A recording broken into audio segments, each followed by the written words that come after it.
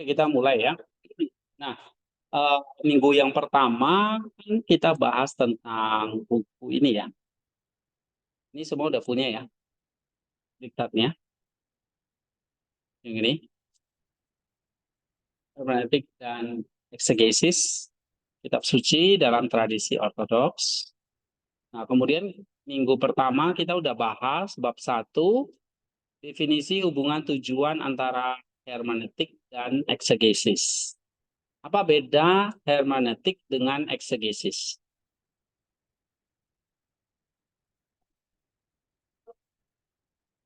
Hermeneutik itu ilmu dan prinsip penafsirannya, ya. Sedangkan eksegesis prakteknya, ya, praktek penafsiran teksnya. Nah, hubungan keduanya apa? Ini hubungan seperti antara peta dan perjalanan. Hermeneutik itu petanya, perjalanannya ya eksegesisnya. Ya, hermeneutik adalah petanya, ia menyediakan kerangka prinsip panduan umum. Oke? Sedangkan eksegesis perjalanannya, ya. Nah, ini kita udah sampai sini kan? Lalu kita mau masuk ke bab 2, konteks penafsiran dalam tradisi ortodoks ya. Kita belajar tentang apa itu kitab suci sebentar ya. Kemudian dalam sejarah penafsiran itu seperti apa, ya. Dan nanti mazhab Alexandria, mazhab Antioquia, nanti kita pelajari ini.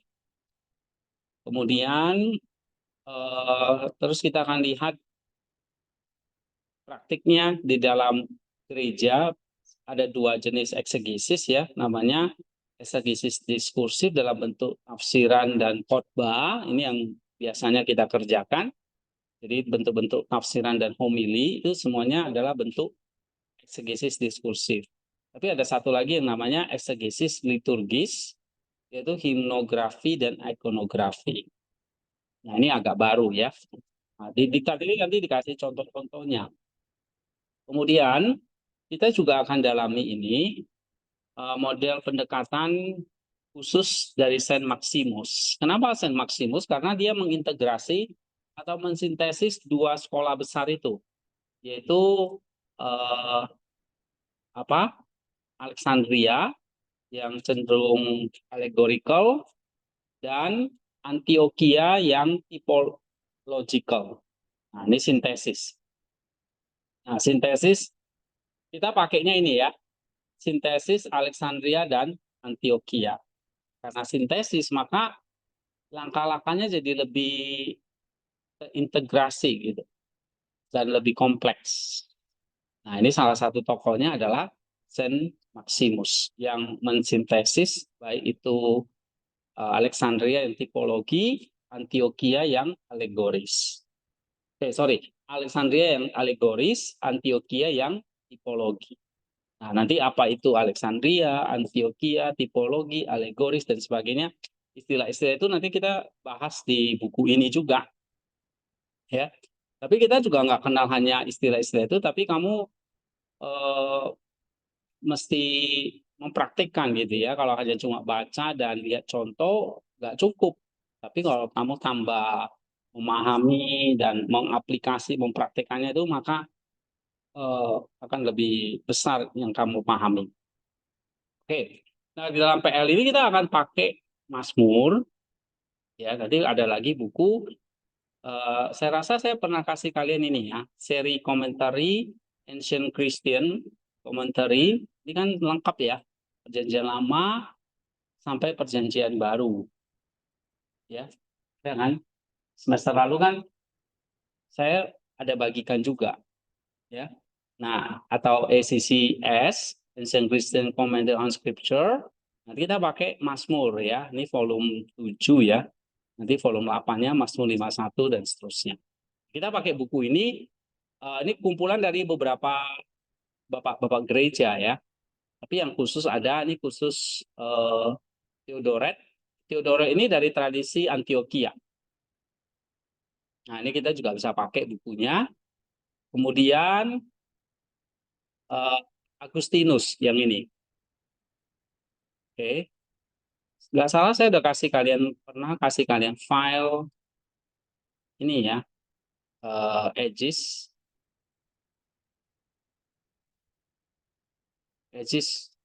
yang 6 ya. Nah ini ada ini. Oke, nanti tinggal cari uh, Nicene and post Nicene, kemudian cari Agustinus.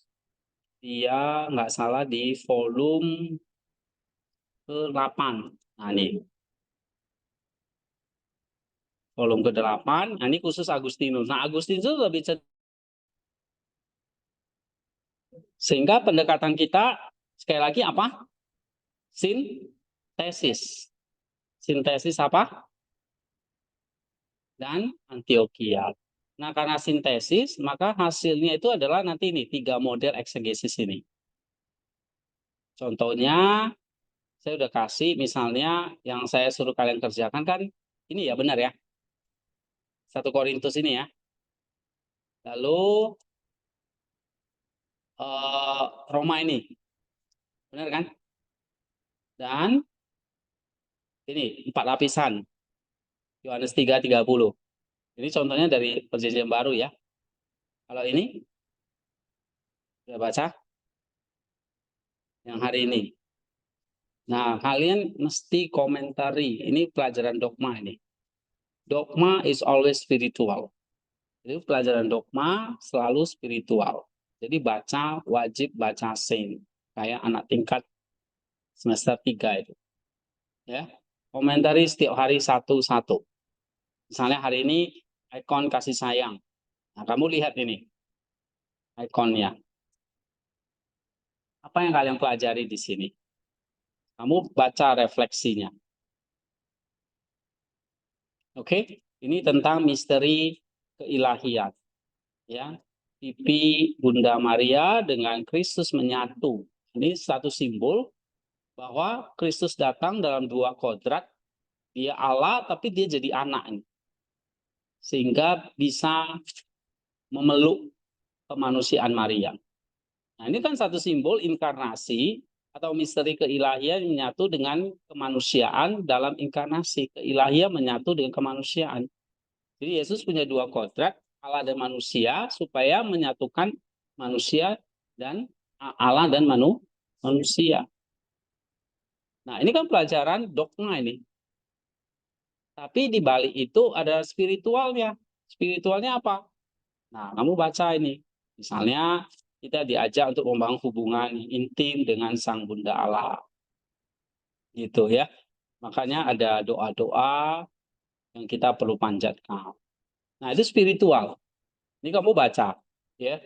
Tetapi waktu kamu belajar eksegesis seperti ini, ya ini memang diskursif ya. Artinya kamu benar-benar pakai pengertian kamu untuk memahami teks ini. Tapi nanti kamu lihat ya, misalnya dari Maximus, ada yang namanya persiapan. Nih, kondisi penafsir. Sebelum menafsir, sesudah menafsir, itu harus mengalami yang namanya transformasi. Ya, dan kita bergantung kepada rahmat ilahi, anugerah, dan doa.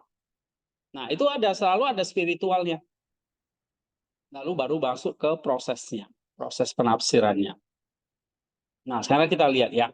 Sintesis-sintesis seperti ini, kamu lihat intinya di mana? Seperti yang saya jelasin kemarin. Kalau dia pakai 4 lapisan makna, nih ya. Ini kan udah kita pelajari semester lalu, ya kan? Semester lalu itu kan ada, kita pakai ini ya.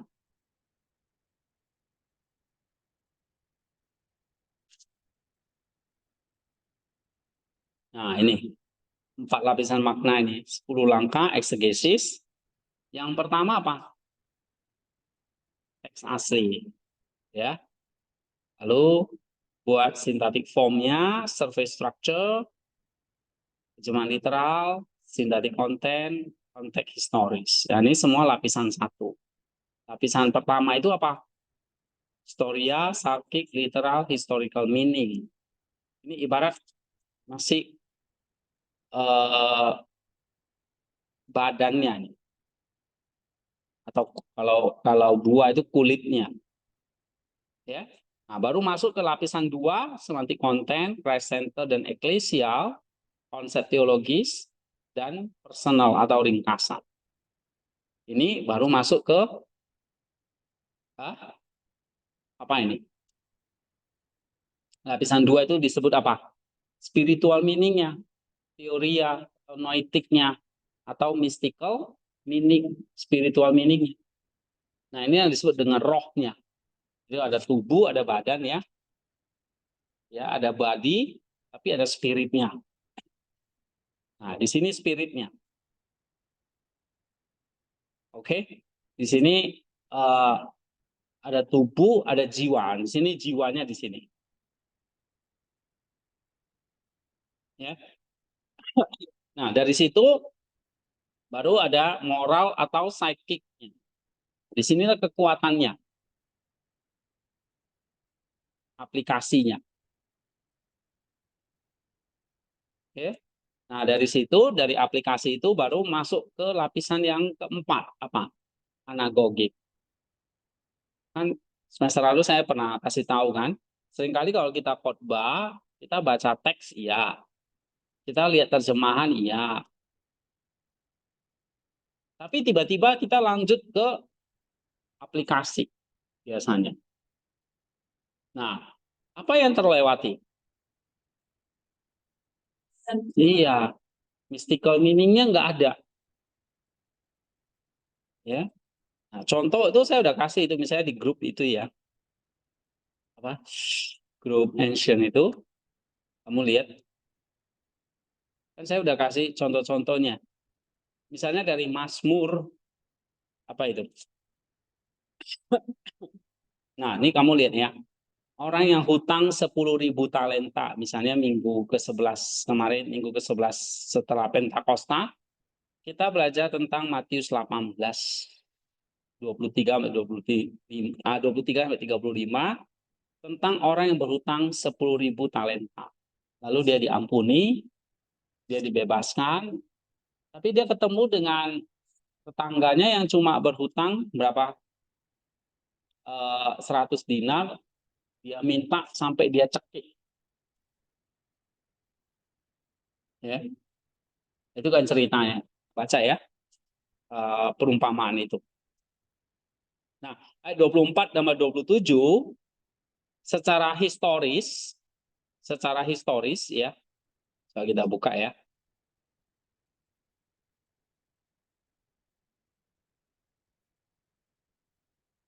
Nih, secara historis kan ceritanya apa itu? Ayat 24 sampai 27 kan ceritanya yang ada orang yang berhutang 10.000 talenta, ya kan? Itu ibarat hutangnya itu yang sangat-sangat besar. Sebab satu talenta itu aja 10-20 tahun upah kerja. Sekitar 6.000 dinar. Jadi kalau utang 10.000 talenta itu berapa tahun? Ya, 20 tahun kali 10.000 tahun. Jadi seumur hidup itu juga nggak akan lunas. Ya. Nah, ini secara historis kan ini angka yang hiperbolis dan sengaja dipilih untuk menggambarkan satu hutang yang secara manusiawi mustahil dilunasi, ya kan? Coba baca ayat 24 sampai 27 itu. Misalnya ya, ketika ia mulai mengadakan perhitungan itu, dihadapkanlah kepadanya seorang yang berhutang 10.000 talenta. Fokus ya. Matanya fokus. Oke. 25, tetapi karena orang itu tidak mampu melunaskan hutangnya, raja itu memerintahkan supaya ia dijual beserta anak istrinya dan segala apa yang ada padanya, supaya hutangnya itu dilunaskan.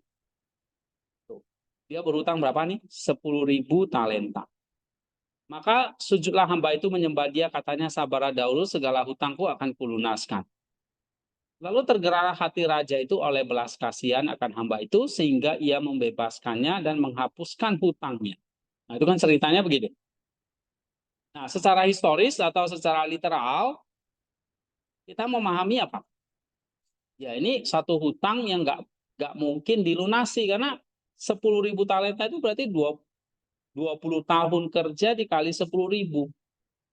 Ya, ini satu angka yang sangat fantastis, hiperbolis.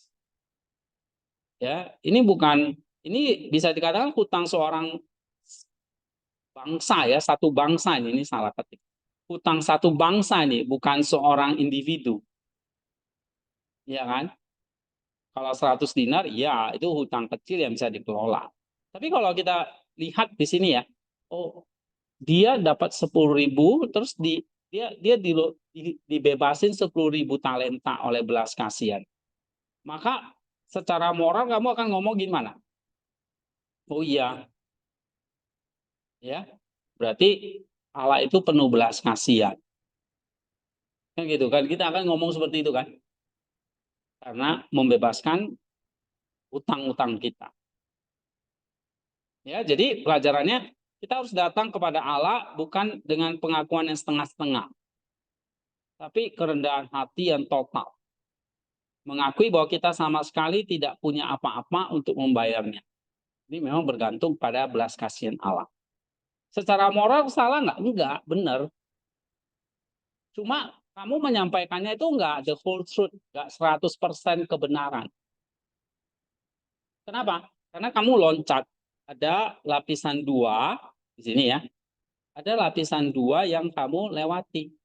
Apa lapisan 2? Hah? Mystical meaning-nya justru di situ, rohnya, intinya itu di situ. Yang seringkali kita sebagai penafsir nggak tahu bahkan. Oh ya, ada hamba yang utang 10.000 talenta. Habis itu diampuni oleh rajanya. Belas kasihan. Kamu mau khotbah itu kan? Lalu kamu akan bilang, oh ya ini Allah kita itu penuh belas kasihan. Sehingga apapun dosa kita, dia akan ampuh. Kan gitu. Tiba-tiba kamu loncat ke situ. Pelajaran moral nih. Salah nggak? Enggak. Benar. Bahkan ini saya tuliskan di sini. Secara praktis atau moral, ini apa? Ini pengakuan radikal akan ketergantungan mutlak kita pada belas kasihan Allah. Karena kita nggak mungkin lunasin 10.000 talenta utang gitu. Tetapi kalau kamu menyampaikan ini, ada yang miss ini, ada yang terlewat. Apa itu? Apa yang terlewat? Iya. Spiritual meaning-nya apa kira-kira? Kalau kalian tebak. Nah, spiritual meaning-nya di sini nanti dalam tiga model ini ya, mau yang model 4 lapisan, selalu ada spiritual meaning-nya. Itu di langkah 6. Ya kan? Apa itu? Ada deep structure, Christ center, ecclesial, baru sintesis, sinergi. Nah, deep structure ini pikiran kita, pikiran manusia. Christ center mendukung interpretasi dengan data-data dari kitab suci. Ya. Eklesial, kamu menyajikan tafsiran dari Bapak Gereja, memberikan analisis atau tafsiran dari Bapak Gereja. Nah, misalnya kamu lihat di sini, yang 4 lapisan ini. Nih, kamu tangkap ada apa? Deep structure-nya, high center-nya, eklesialnya, terus kamu bikin sintesisnya. Kamu kutip Bapak Gereja, kamu analisis, kemudian tiga-tiganya kamu gabungin. Nah, ini namanya sintesis. Jadi tafsiran kita selalu ada yang namanya sintesis. Nah, itu keunikannya. Ya. Nah, kamu kalau lihat misalnya yang ini. Model, ini semua udah kerjakan kan? Yang saya suruh udah kerjain belum? Soalnya saya nggak jelasin satu-satu, saya langsung lompat-lompat ini. Kalau kalian nggak baca, bingung ini. Udah kerjain belum? Hah? Kamu? Iya, tapi udah baca langkah-langkahnya. Ya, kamu nggak akan pernah selesai soalnya. Oke. Nah, sintesisnya kalau misalnya ini ya, di Maximus. Di Maximusnya sama ya. Ada historianya, ada teorianya, lalu praktik filosofinya. Ini berarti praktisnya, moralnya, dan anagogisnya. Nah, baru dia gabungkan, akhirnya dia kontemplasi. Nah, nanti kita akan pelajari apa sih maksudnya kontemplasi ini di buku ini nanti ya. Ini. Nah, kemudian dari kontemplasi selalu nanti tujuannya apa lagi? Mencapai teosis. Nah, ini keunikannya lagi. Ya, di 4 lapisan makna kan gitu. Kita sampai apa? Anagogik. Nah, inilah teosis itu. Satu lagi, kalau yang ini yang exegesis diskursif sama di langkah keberapa itu? Nih, penerapan, praksis dan teosis. Nah, itu keunikan atau ciri khasnya. Jadi ada penafsirannya berlapis, sintesis dan teosis. Sintesis ya ini kata kuncinya dan dua ya, sintesis, teosis. Gitu. Nah, untuk sintesisnya sendiri, kita kembali tadi yang 10.000 talenta. Ya. Sintesis tadi itu kan menggabungkan deep structure, Christ center, ecclesia. Ya. Kalau yang model diskursif itu sintesisnya di mana? Nanti di ini penafsiran teologi kristologisnya. Ini menggabungkan sintesisnya apa? Alexandria dan Antioquia. Ya kan? Nah, atau yang kalau kita pakai model 4 lapisan itu, ini mungkin, jadi saya mau kalian tuh belajar jangan cuma satu model. Semester ini kamu lihat model lain. Kan nanti ada namanya exegesis model liturgis. Nah, ini lebih indah lagi. Kalau ini memang model namanya diskursif. Ya, kayak seperti yang kita kerjakan ini. Untuk tafsiran, khotbah, itu diskursif. Tapi kalau liturgis ini lihat dalam tata belakang ibadah. Ya. Nah, diskursif dulu. Ini ada sintesis itu ada Alexandria, Antioquia. Nah, ini yang dari Maximus. Atau yang model ini. Ya, ini semua lah ya. Maximus, 4 lapisan, dan model yang diktat itu, yang segesis diskursif itu. Oke. Nah, kamu lihat sintesis Alexandria, Antioquia, kamu lihat Alexandria itu cenderung alegoris. Antioquia cenderung tipologi. Nah, maka di dalam sintesis itu kan berarti digabungkan alegoris plus tipologi. Nah, sekarang kamu lihat, ya misalnya ya 4 lapisan itu, sintesisnya ya ada Christ center, ecclesial, deep structure. Ya, Christ center itu tipologi, kristologi. Eklesial ini bermacam-macam. Ada Alexandria, ada Antioquia, nah itu digabung. Atau yang model ini. Model ini sintesisnya di mana? Di nomor langkah 7 ini. Penafsiran teologis, nah kristologis. Jadi di sini memakai pendekatan antara literal historis Antioquia. Jadi Antioquia itu tipologi, tapi dia juga ada historisnya. Historisnya itu tadi di lapisan satu itu. Historis, tipologi. Ya.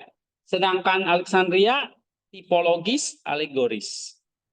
Nah, itu digabungkan. Oke, ini penafsiran teologis atau kristologisnya. Ya. Tapi kamu kalau lihat di diktat ini nanti, ya di diktat ini kan ada contohnya nih. Nih ya.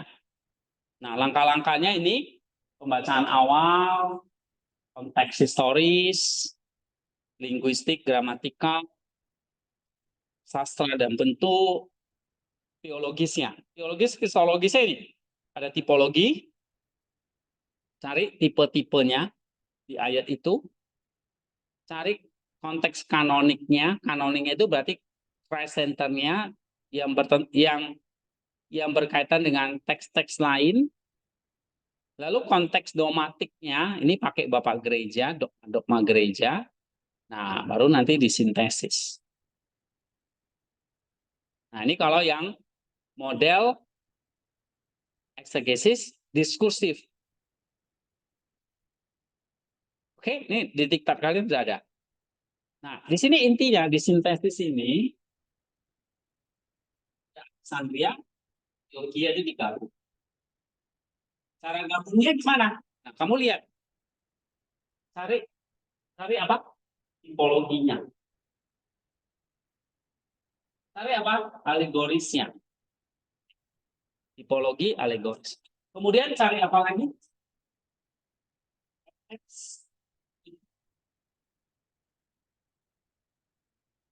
Kanonik itu kalau di 4 lapisan, itu namanya Christ centerednya. Teks-teks lain yang bersinggungan dengan ayat itu. Misalnya kalau kita gali Mazmur, nanti ada hubungannya dengan Korintus, dengan Roma, dengan misalnya surat dengan Injil, Matius misalnya. Nah, itu namanya konteks atau kalau di sini namanya apa? Christ Center, ya, Christ Centernya. Nih. Nah, kemudian lihat mana tadi? Nih, tambahkan misalnya dogmatiknya, konteks dogmatiknya, ya, baru nanti sintesis. Nah, itu. Bagaimana dengan yang pendekatan Maximus? Nah, pendekatan Maximus, kamu lihat sintesisnya gimana dia? Coba lihat di ini, contohnya ini. Yang mana yang Maximus? Ini ya kan, Roma ini. Nah, sintesisnya di mana dia? Bukan di sini. Proses penafsirannya. Ya kan? Nah, ini saya udah ringkas. Eksegesi dalam lensa Maximus itu ada di proses penafsiran berlapisnya. Ada lapisan historia, alegoris, tipologis, kristosentris, sintesis. Jadi kamu cari apa historisnya. Ya, misalnya contoh. Nih.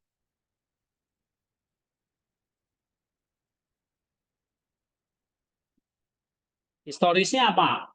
Nih. Historianya apa? Teorianya apa? Spiritual, alegoris, tipologi, kristosentrisnya. Oke? Baru prakteknya apa? Anagoginya apa? Nah, itu. Jadi dibagi 4. Di sintesis itu dia 4. Ya. Makanya kamu perhatikan, lihat proses penafsiran berlapisnya ada berapa? Harfiah atau historis, alegoris, tipologis, kristosentris, sintesis. Nah, di sini poin 7 itu intinya di sini. Ya. Nah, baru nanti ada langkah-langkah berikutnya lagi sampai teosis. Ini yang Maximus. Lihat tuh. Kalau Maximus sudah berapa nih? 1, 2, 3, 4, 5, 6, sampai homili 12. Jadi eksegesis diskursus itu selalu berakhir di homili ya. Dalam khotbah maksudnya. Nah, yang pertama apa? Buatlah pendahuluan. Yang kedua, teks dan terjemahan. Yang ketiga, landasan teologis. Yang keempat, kondisi penafsir. Yang kelima, ketergantungan pada rahmat ilahi, maksudnya anugerah dan kita perlu doa. Nah, ini persiapan ini. 1-5 ini persiapan batin. Baru yang keenam, cari paradoks dan kesulitan-kesulitan dalam teks itu. Apa ayat-ayat yang sulit di situ? Baru nanti kamu masuk proses penafsirannya yang berlapis. Harfiahnya, alegorisnya, tipologi kristosentrisnya, sintesisnya. Nah, misalnya tadi contoh, ini 10.000 talenta. Kita harus selalu cari apa makna spiritualnya. Jadi kalau misalnya tadi 10.000 talenta, apa makna spiritualnya?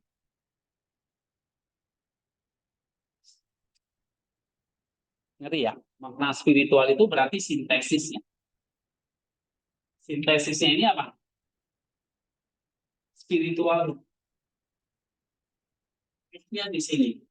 Jiwanya di sini.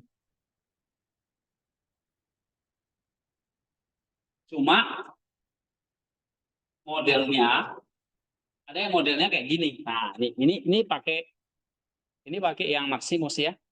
Nah, modelnya udah tahu historisnya. Nah, sekarang cari sintesisnya, spiritualnya. Berarti kalau dalam spiritual itu ada apa aja? Spiritual itu ada apa aja? Tipologis, ya kan? Nah, apalagi Christ Center, ya kan? Atau Christosentris atau kanonik tadi. Kalau mau tambah dogmatik. Nah, baru setelah itu apa? Sintesis. Kamu gabungin. Oke, kamu gabungin. Misalnya, saya kasih ya Mazmur 7 itu loh. Udah baca belum Mazmur 7? Mana ya? Mazmur 7. Jadi kalau kalian nggak baca, ikuti, ya goodbye deh. Kalian jadi badut di kelas ini. Kalau nggak baca. Nah, nih.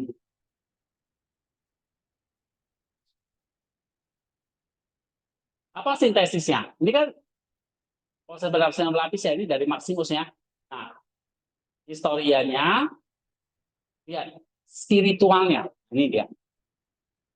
Kalau ketemu spiritual, berarti intinya, rohnya. Berarti harus sintesis. Sintesisnya dari mana? Model Alexandria dan Antioquia. Maksudnya apa?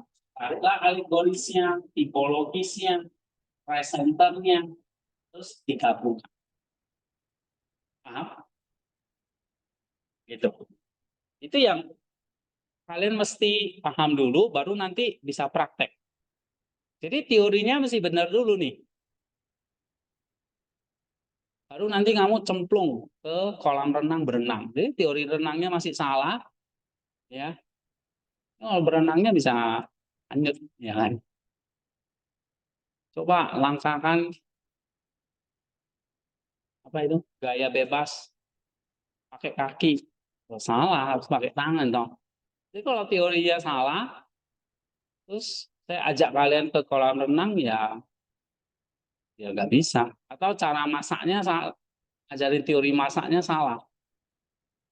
Garam 0,5 gram misalnya. Tapi kalian nggak ngerti. 0,5 gram itu kiranya 0,5 ons. Salah ngerti.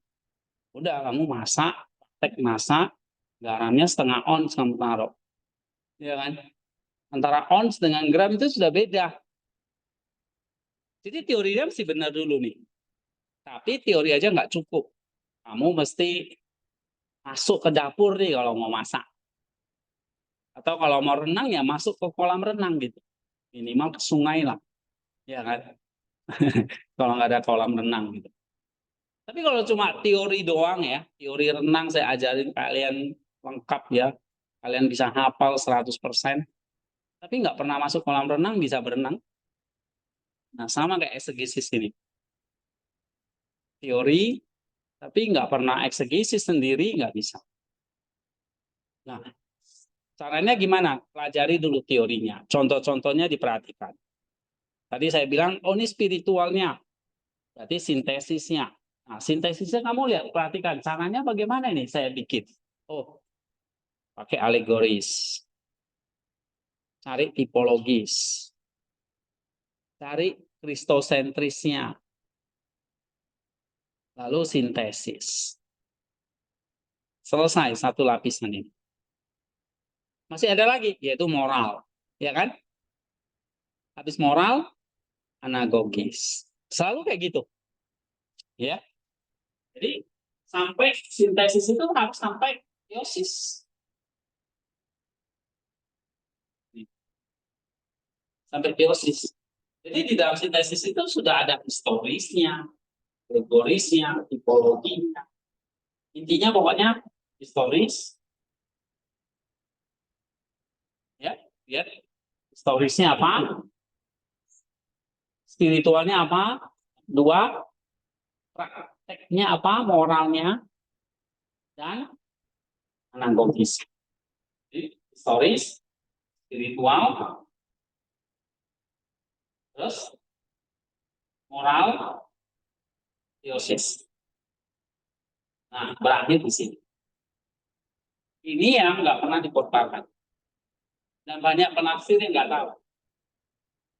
Tadi saya kasih contoh, langsung ke aplikasi. Ya kan? Nah, apa? Kalau tadi 10.000 talenta, kira-kira apa spiritual meaning-nya? Sintesisnya apa?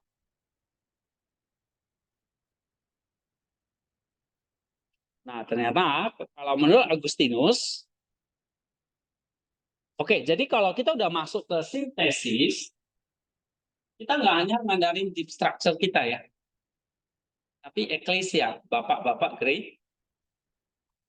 Jadi bapak-bapak gereja itu alegori tipologi itu maksudnya eklesialnya ya. Ini nggak usah bingung. Ini namanya eklesia. Eklesia itu bapak-bapak gereja. Nah, bapak-bapak gereja itu pakai model Alexandria yang alegoris. Dia juga pakai model Antioquia yang tipologis. Jadi sama aja sebetulnya. Ya. Jadi harus ada eklesia dalam pengertian apa alegorisnya. Nah, kalau ketemu istilah alegoris, berarti kalian harus cari bapak gereja. Ya, Wiki. Buku apa? Nah, udah mulai ngantuk kan? Buku bapak gereja. Buku bapak gerejanya apa kalau nanti Mazmur, Pak? Nah, ini dia. Saya udah kasih tadi. Ini sama ini. Yang ini. Ini untuk apa ini buku ini? Supaya kamu tahu apa alegoris dan tipologi. Ya. Nah, tapi harus plus. Plus itu berarti disintesis. Oke, ya, harus disintesis. Misalnya ini. Tadi yang 10.000 talenta. Agustinus mengatakan apa? Ini 10.000 talenta itu adalah hutang yang tak terbayarkan, yaitu dosa kita di hadapan Allah. Nah, itu dia bilang. Jadi 10.000 talenta itu bukan soal bisnis ekonomi gitu ya. Hutang 10.000 talenta, 10.000 berapa dinar itu. Ini bukan bicara soal ekonomi bisnis gitu. Tapi bicara soal apa? dosa. Nah, itu secara alegoris. Agustinus menjelaskan bahwa baptisan adalah saat hutang besar kita dihapuskan. Saat baptisan. Begitu kamu dibaptis di dalam Kristus, ibarat tuh kayak kamu tuh tadi. Kamu diampuni 10.000, dibebaskan hutang 10.000 talenta itu. Nah, tetapi dia bilang, udah dibaptis, tetap kita berdosa, tetapi kita tetap berdoa setiap hari untuk mengampuni hutang-hutang harian kita.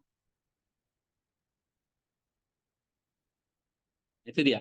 Raja yang mengampuni adalah gambaran Allah Bapa yang dalam belas kasihannya tergerak oleh belas kasihan dari dalam.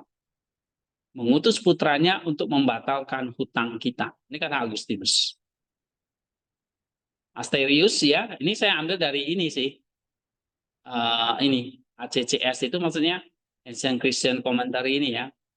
Nah, ACCS menekankan bahwa kita adalah debtors of 10,000 talents karena kita telah melanggar begitu banyak perintah dan menerima begitu banyak karunia dari Allah namun gagal bersyukur. Ini kita gagal bersyukur. Apa tipologinya? Nah, ini lebih dalam lagi. Nanti kalau untuk tipologi kamu pakai yang ini juga ada di sini yang Chrysostom. Pokoknya yang tipologi itu yang Chrysostom. Atau nanti yang ini. Theodoret dari Cyrus. Ya. Nah, ini yang tipologi. Jadi kamu harus tahu apa alegorisnya, apa tipologinya. Nah, apa itu pengertian tipologi, alegoris, nanti baca di buku ini. Nanti saya jelasin, ya. Oke. Nah, tipologi itu maksudnya menunjukkan tipos, gambaran pendahuluan. Tipo, ya, gambaran pendahuluan. Nah, dia mengatakan ini adalah pengorbanan Kristus di kayu salib. Jadi tindakan raja yang mengebatalkan hutang adalah tipos, gambaran pendahuluan dari pengorbanan Kristus di kayu salib. Di salib, Kristus membatalkan surat hutang yang oleh ketentuan-ketentuan hukum mendakwa dan mengancam kita. Permohonan hamba itu kan dia minta dilunasin kan, melambangkan usaha manusia untuk membenarkan diri sendiri melalui hukum Taurat. Ini satu usaha yang mustahil. Hanya anugerah yang dapat membatalkan hutang sebesar ini. Nah, itu tipologinya. Jadi tipologi gambaran apa ini? Gambaran Kristus mengorbankan dirinya di atas kayu salib untuk membatalkan apa? Surat hutang. Kolose 2:14 itu. Jadi Christ centernya Kolose 2:14. Maka kristosentrisnya adalah Kristus adalah sang raja yang sekaligus menjadi tebusan untuk membatalkan hutang kita. Dalam dirinya keadilan dan belas kasihan Allah berpelukan. Nah, kamu lihat. Jadi lebih dalam kan. Jadi 10.000 talenta itu makna rohaninya apa jadinya? Kamu hutang 10.000 talenta, terus dihapuskan. Apa makna rohani? Kamu jangan cuma bilang, oh iya, kita semua bergantung pada belas kasihan Allah. Itu langsung moral, benar. Itu moral, benar. Kita nggak bisa hidup tanpa belas kasihan Allah. Ya kan? Karena hutang kita begitu besar. Jadi kita bergantung mutlak nih sama anugerah atau belas kasihan Allah. Iya, kamu ngomong itu nggak salah, cuma ada yang kurang gitu. Apa yang kurang? Yang kurang adalah spiritualnya. Apa spiritualnya tadi? Ternyata apa? 10.000 talenta itu apa? Surat hutang kita. Hutang dosa kita. Yang dibayar oleh siapa? Kristus di atas kayu. Nah, itu yang harus kamu beritakan. Memang di teks itu nggak disebutkan, oh Yesus menghapus surat hutang kita. Di teks itu nggak disebutkan Yesus itu disalib, enggak kan? Nggak ada kan? Historiannya kan nggak ada kan? Ayat 24, 27 kan nggak ada kan? Nggak ada. Tapi waktu kamu bikin homili nanti, kamu khotbah, kamu harus kasih tahu itu. Karena di situ rohnya.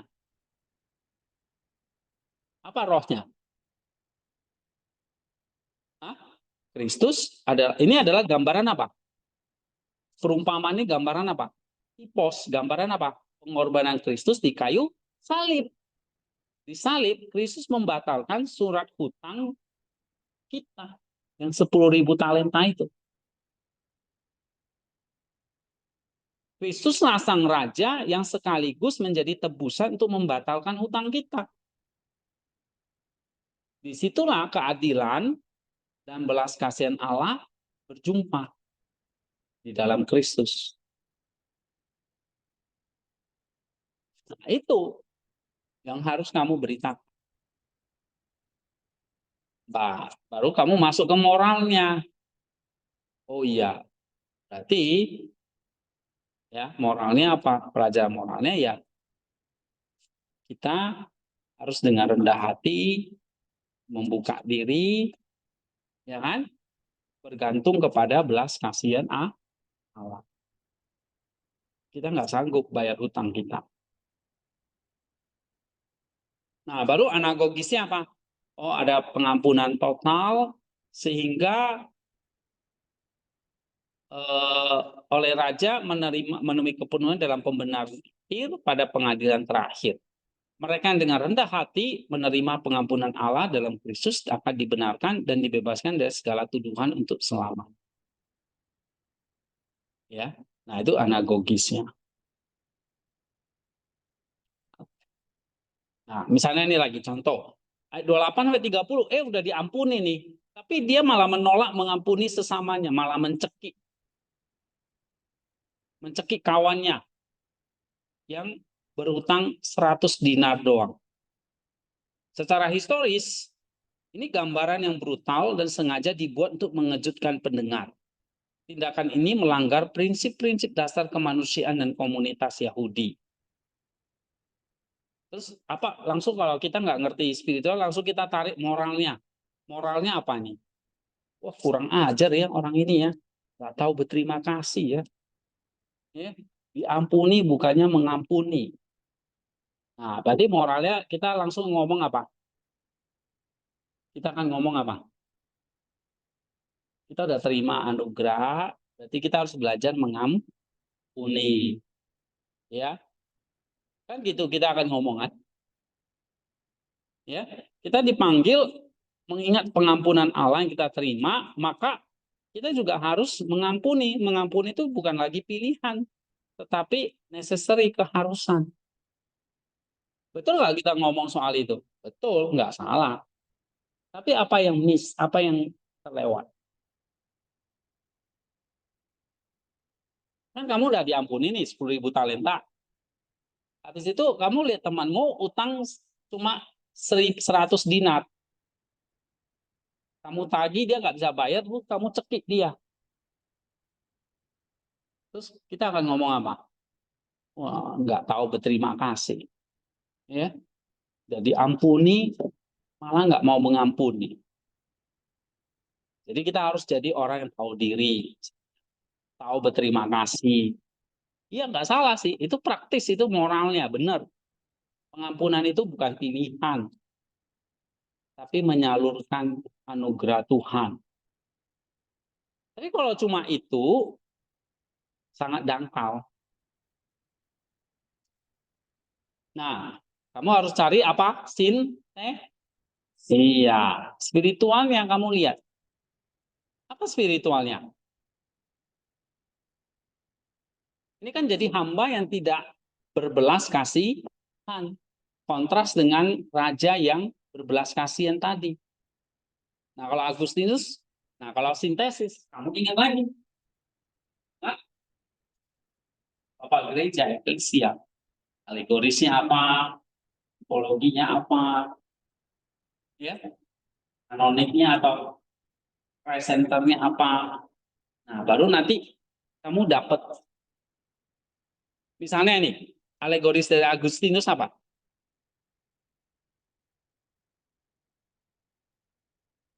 Ini adalah penolakan untuk mengampuni. Ini adalah kesalahan logika spiritual dan moral yang sangat besar. Dia bilang, dia mengalegorikan hamba kedua sebagai sesama manusia manapun yang bersalah kepada kita. Ya, Hillary dia mengatakan kontras antara 10.000 talenta dengan 100 dinar ini satu perbandingan antara pelanggaran kita terhadap Allah yang tak terhingga dengan pelanggaran sesama terhadap kita yang terbatas dan finite, yang terbatas gitu. Nah, ini perlakuan terhadap sesama. Oke, secara tipologisnya figur hamba yang tidak berbelas kasihan dapat dilihat sebagai gambaran dari bangsa Israel atau siapapun yang telah menerima perjanjian dan pengampunan Allah tetapi menolak untuk memperluasnya kepada bangsa-bangsa lain. Atau ini mewakili siapa saja yang mengalami anugerah tetapi menjadi legalistik terhadap orang lain. Nah, jadi secara tipologi itu mengatakan kita harus memperluas apa? Anugerah itu jangan menjadikan diri kita legalistik. Ya, artinya di sini Kristus itu sang hamba yang sejati, meskipun dia dihina, disakiti, dia justru mengampuni para penganiaya. Nah, jadi seperti Kristus yang mengampuni musuh-musuhnya. Itu secara spiritual kamu harus temukan itu. Ya, baru masuk ke praktis moralnya, baru anagogisnya. Nah, kira-kira gitu contohnya. Ya, kamu bisa baca lagi yang lain, misalnya nih Mazmur. Coba ya, misalnya ini Mazmur berapa? 7 ya. Mazmur 7 misalnya literalnya apa ini? Ayat 2 dan 3. Coba baca. Ini ayat 2, Mazmur 7 ayat 2. Ya Tuhan,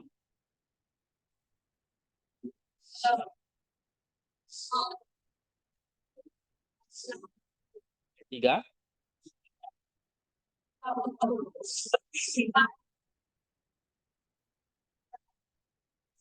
Iya. Kira-kira kamu baca itu apa deep structure kamu? Deep structure itu dan historianya apa?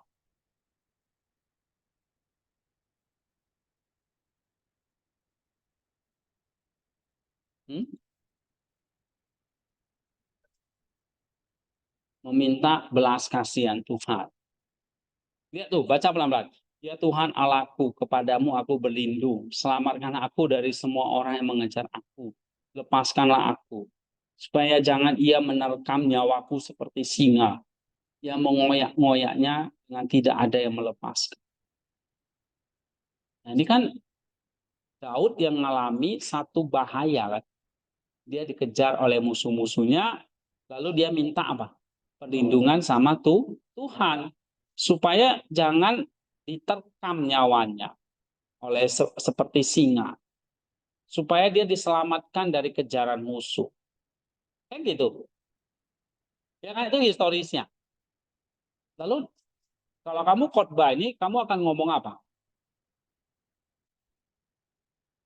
Pasti kamu akan langsung ke moralnya. Oh ya udah, Tuhan itulah tempat perlindunganku. Jadi kalau kita ada mengalami bahaya, kesulitan, penderitaan, datanglah berlindung kepada Tuhan. Maka kita akan selamat. Ya kan? Kalau kamu ngomong itu salah nggak? Enggak. Tapi itu lapisan yang ketiga. Itu moral. Nah, ada sesuatu yang kamu lewatkan. Apa itu? Lapisan duanya.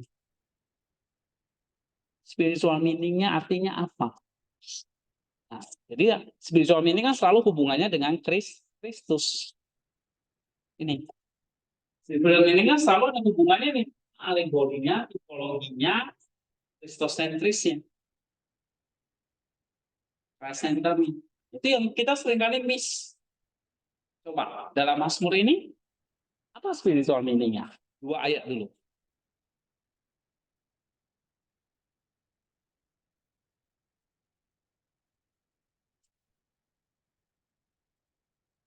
Hah? Nih, historianya kan ini ya. Pertama, memang nanti dalam proses penafsiran Maximus, kamu cari historianya dulu. Historianya, kalau di lapisan kita pakai model ini saya udah rangkum ya 3 model ini, nanti saya kasih.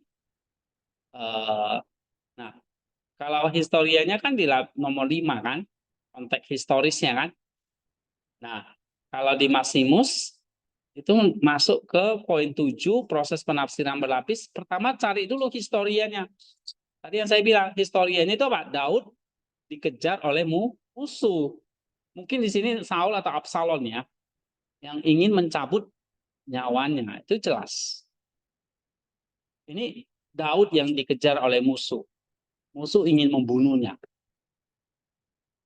Oke? Nah, tapi apa? Ada nggak secara spiritual? Ada. Artinya apa? Misalnya kamu cari, apa alegorisnya? Nah, kalau ada masuk spiritual, tadi sekali lagi, kamu nggak bisa ngandalin deep structure-mu. Kamu harus ngandalin apa? Church Fathers. Nah, misalnya, kamulah baca ini.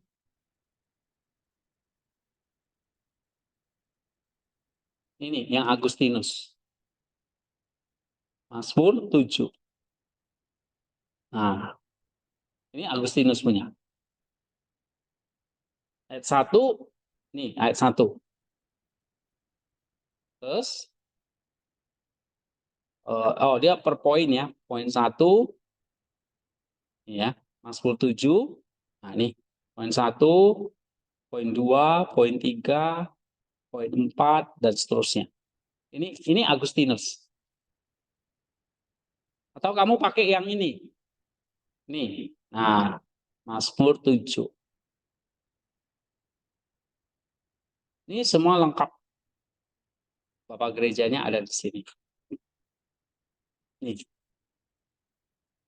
Mazmur 7. 1 sampai 17. Ya. Nah, di sini ada overview dulu, gambaran besarnya tentang apa Mazmur ini. Kemudian nanti dia detailin lagi. Nah, ya.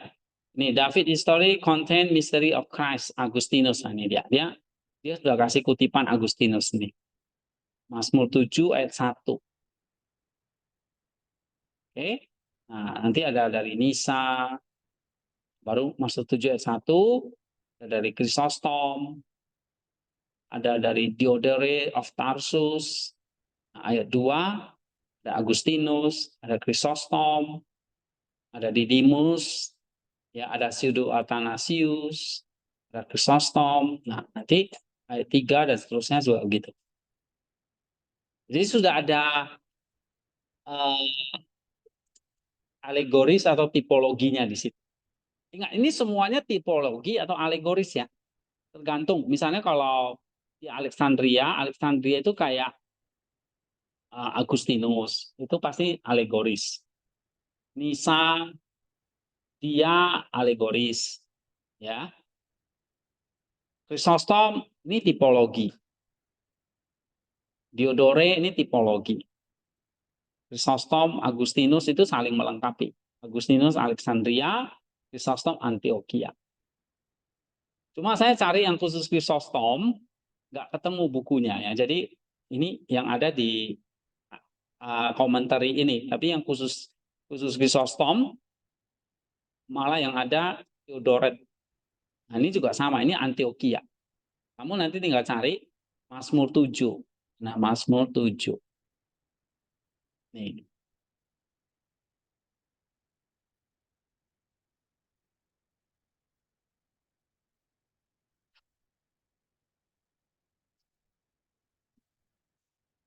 Kamu mikirin apa, Sofia?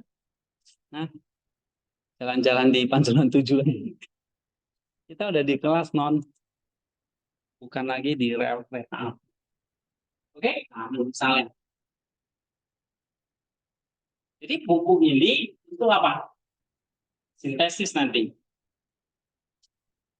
ya. Nah, saya udah kerjain misalnya nih, Mazmur 7, Agustinus. Dia akan ngomong seperti ini. Singa ini adalah lambang iblis. Kan tadi di ayat 2 itu kan dikatakan, kepadamu aku berlindung supaya jangan ia menerkam nyawaku seperti si singa. Nah, singa secara alegoris itu adalah iblis. 1 Petrus 5 ayat 8, coba baca.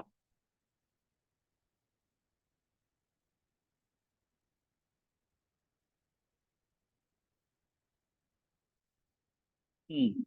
Karena dan gejala-gejala lawanmu si iblis menjalan keliling sama inilah yang kamu mau mencari orang yang dapat berjalan. Iya. Jadi bagi Agustinus, diterkam oleh singa itu artinya membawa diterkam oleh iblis yang membinasakan jiwa. Karena iblis itu kan membawa kita berdosa dan akhirnya kita binasa. Nah, secara spiritual ini bukan soal Daud yang dikejar musuh, tapi ini secara spiritual itu berarti apa? Kita dikejar oleh dosa, oleh iblis. Dapat itu? Ngerti? Ya. Nah, kemudian kepadamu aku berlindung.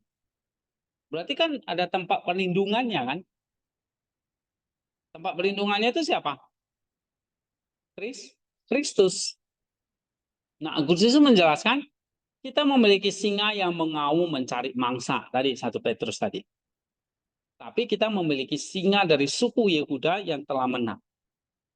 Yaitu apa? Kristus. Sehingga teks ini kamu akan lihat apa jadinya. Ini bukan sekedar Daud dikejar-kejar Absalom, tapi ini juga soal kita ini. Kita dikejar oleh iblis, tapi jangan takut. Ada tempat perlindungan, yaitu Kristus. Kita dikejar oleh singa, tapi ada singa yang lebih dahsyat. Ya.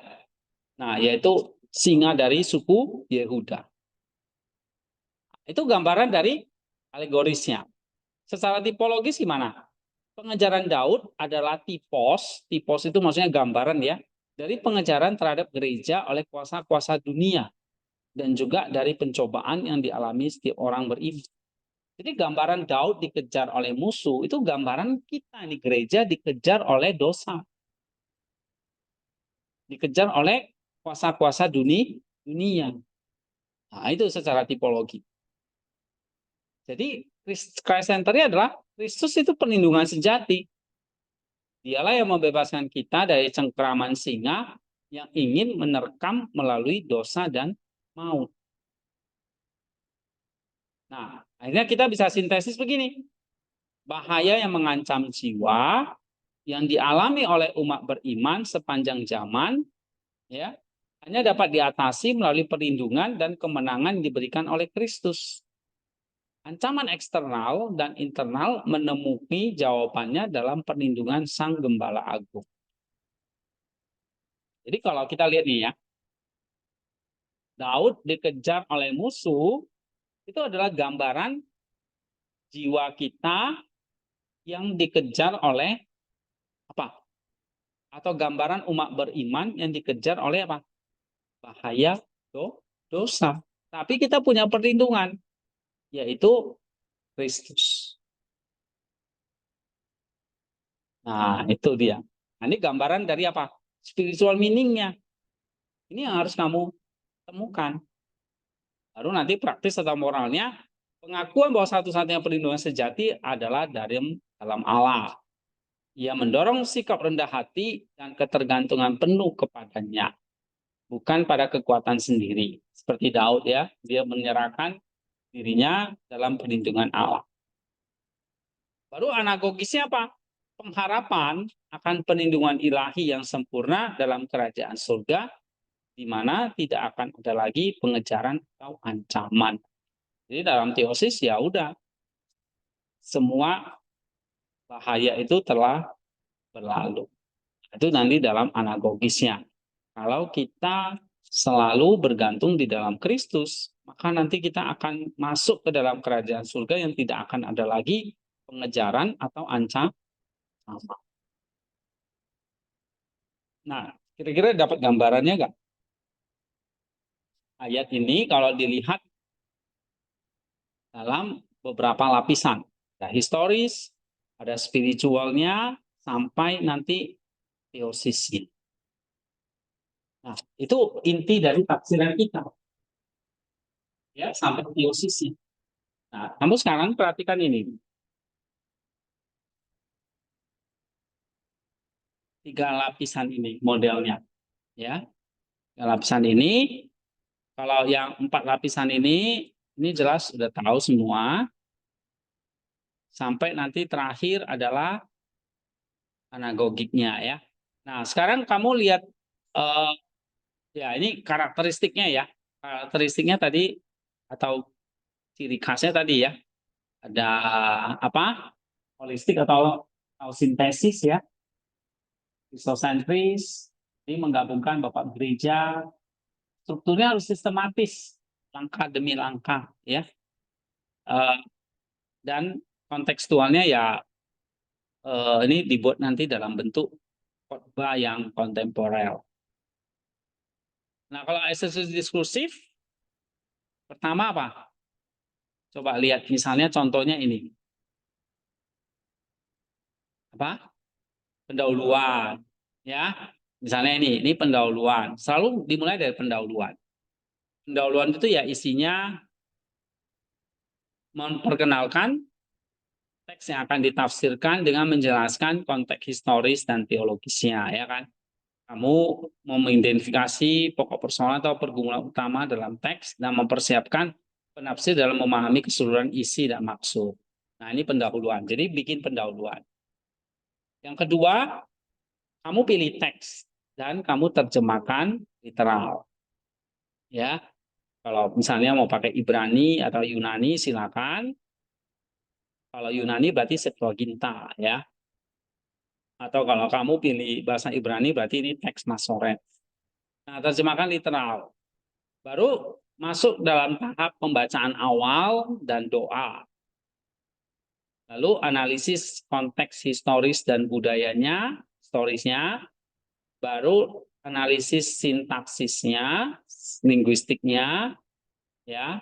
Kamu, nah ini ada tambahan. Analisis sastra dan bentuknya. Misalnya ini Mazmur. Berarti ini adalah genre sastra teks bentuk Mazmur, nyanyian.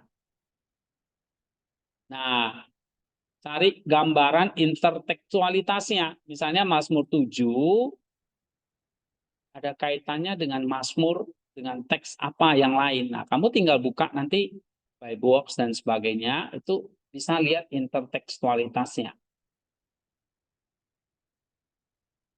Ya, intertekstualitas itu maksudnya hubungan dengan teks-teks lain. Nah, itu crash centernya. Baru pendekatan teologis atau kristologis. Nah, di sini sintesisnya. Tadi saya jelasin. Setelah itu penerapan, ini aplikasinya, praksis, dan terakhir teosis. Baru bikin kesimpulan, baru bikin khotbah atau homili. Nah, khotbah atau homilinya kamu susun berdasarkan analisis eksegesisnya. Contoh ya, misalnya nih, tentang homili ini juga penting.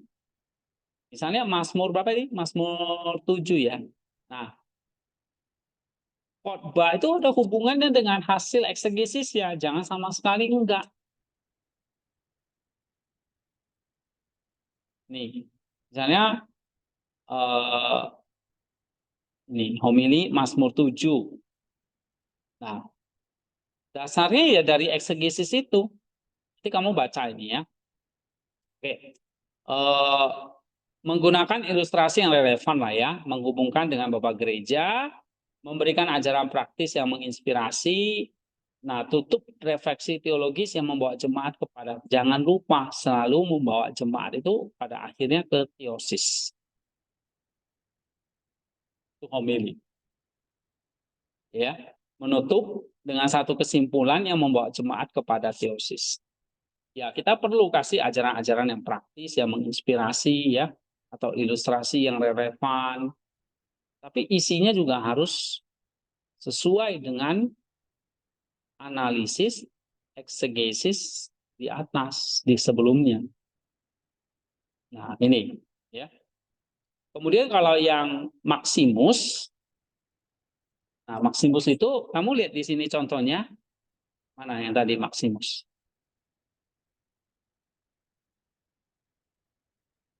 Maximus pendahuluan, ya, oh langsung ya, pendahuluan dulu nggak apa-apa.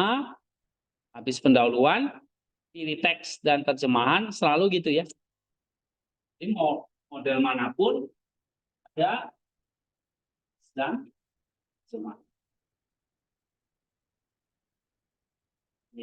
Ini harus ada, ya, teks dan terjemahan, sintesis, teosis. Gitu. Oke, cuma Maximus nanti ada penjelasan tentang logos dan logoinya. Nah, ini akan nyambung dengan pelajaran dogmatika kita. Makanya saya pakai Maximus karena ini ada hubungannya nanti dengan pelajaran dogma. Ada landasannya dulu. Jadi berpikirannya ada logos dan logoi. Kitab suci itu cerminan kosmos dan dunia simbolis. Ya.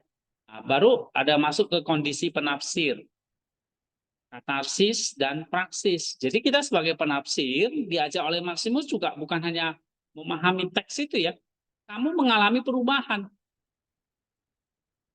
Jadi si penafsir mengalami yang namanya pemurnian batin atau katarsis. Atau seringkali kita sebut sebagai apa dalam pelajaran spiritual formation kemarin, fondasi, purifikasi, ya, purifikasi atau katarsis. Nah, sehingga penafsir hendaknya menjalankan praktik spiritual, praksis yang sesuai dengan pemahaman. Jadi apa yang kita pelajari, kita eksegesis, itu kita hidupi. Nah, kalau ini kan sebetulnya sudah ada di sini ya. Yang namanya nanti teks itu adalah untuk kita. Namanya personal. Ya, kalau menurut Ware itu kan ada 4 cara baca kitab suci. Ingat nggak? Ada 4 cara. Sama kitab itu personal. Cerita Yunus itu cerita kamu. Cerita tentang Abraham ya cerita kamu. Tentang Daud ya kamu. Ya, Alkitab itu personal buat kita. Itu obedience. Ya kan? Dia bilang. Lalu eklesia. Ya kan? Lalu Christ. Nah, presental eklesia ini disintesisnya. Obedience ini di apa? Aplikasinya, ya kan? Setelah sintesis, kamu harus masuk ke praktis atau moralnya. Ya, kalau di Maximus itu apa? Nanti integrasi, praktek, askesis, dan kontemplasi. Itu dia. Itu namanya obedience. Tapi personalnya ada. Personalnya kalau di Maximus itu di mana? Ini. Kamu kontemplasi. Nih. Kontemplasi. Ya. Dan teosis ini personal ini semua. Kontemplasi, ini ada prakteknya. Ini menuju teosis. Ini personal. Kalau di 4 lapisan ini, personalnya di mana? Setelah doktrin turun ke dalam hati. Nah, ini personal. baru obedience. Ya kan? Nah, jadi ya, obedience personal itu harus ada. Ecclesia, Christ Center itu dalam sintesis.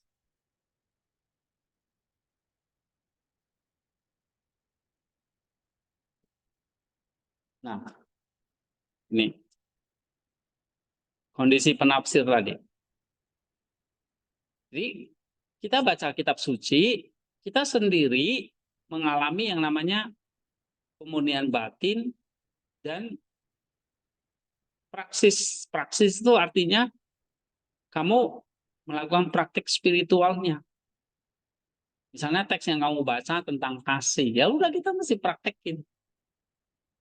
Atau yang kamu kumpulkan itu tentang doa, ya udah kamu mesti berdoa gitu. Nah, ini namanya kondisi penafsir. Tetapi waktu kita menafsir teks, kata Maximus, kita juga bergantung kepada Roh Kudus. Jadi jangan ngandalin otak sendiri gitu. Tapi kerjasama antara usaha manusia dan mat ilahi melalui doa dan bimbingan Roh Kudus. Ya, ini sebagai persiapannya. Nah, baru yang keenam, nah memang Maximus itu ada tambahan yang namanya mengatasi aporia. Apa? Aporia. Aporia itu artinya kesulitan. Jadi ada teks-teks yang sulit yang kita nggak bisa deketin hanya dengan makna literal. Sehingga butuh membaca secara alegoris dan tipologis. Nggak bisa secara logika terus. Tapi harus secara makna rohani. Jadi Pak, kenapa kok kita pakai alegoris, pakai tipologis? Karena teks Alkitab itu sifatnya apa? Paradoks dan sulit. Kalau itu terjadi, maka Maximus akan memakai apa? Memakai menghadapi kontradiksi atau kesulitan, dia pakai pendekatan apa? Alegoris dan spirit. Jadi kita mendekati teks itu karena teks itu sulit dan paradoks. Sehingga kita perlu pakai bapak-bapak gereja yang lebih ahli dari itu. Mereka mengatasinya gimana? Dan cara alegoris atau tipologis. Contoh ya, misalnya saya kasih banyak sekali contoh teks-teks yang sulit itu ya. Saya pernah berbagi kok di grup itu. Kalau kalian masih ingat ya. Tapi 100% udah lupa lah. Nih, contoh banyak sekali ya. Saya pernah berbagi tentang teks-teks yang sulit ya. Misalnya nih, Matius 10 ayat 10. Coba buka Matius 10 ayat 10.